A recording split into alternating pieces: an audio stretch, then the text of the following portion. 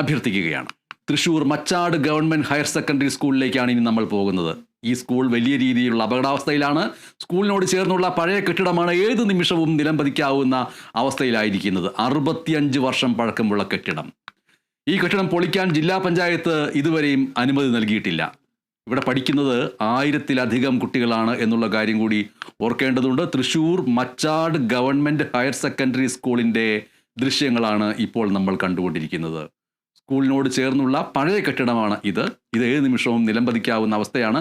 സ്കൂളിന് വലിയ പ്രശ്നങ്ങളില്ല. പക്ഷേ ഈ പഴയ കെട്ടിടത്തിൻ്റെ സമീപത്തുകൂടിയൊക്കെ വിദ്യാർത്ഥികൾ നടക്കുന്നുണ്ട്. അവിടെ ഇടവേളകളിൽ വന്ന് നിൽക്കാറുണ്ട്. അതടക്കമുള്ള കാര്യങ്ങൾ വളരെ പ്രധാനപ്പെട്ടതാണ്.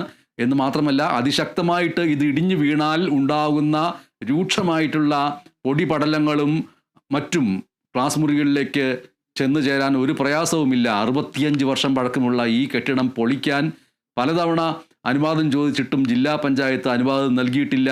ഓർക്കുക, 1000-ലധികം വിദ്യാർത്ഥികൾ ഈ കെട്ടിടത്തോട് ചേർന്നുള്ള സ്കൂളിൽ പഠിക്കുന്നുണ്ട് എന്നുള്ള കാര്യം.